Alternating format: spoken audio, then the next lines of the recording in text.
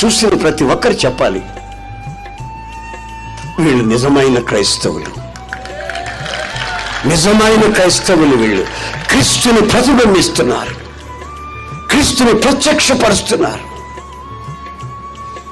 క్రీస్తు కొరకు తమ జీవితాలను అంకితం చేసుకున్నారు. వీళ్ళని మనం ఎన్ని చెప్పినా మన అలవాట్లోకి రారు, చెప్పి ప్రయోజనం లేదు వీళ్ళకి.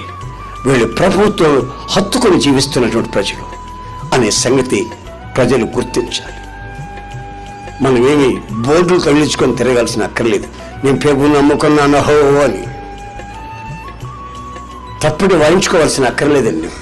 ప్రభువుని నమ్ముకున్నాను హో అని మీ ప్రవర్తన, మీ బిహేవింగ్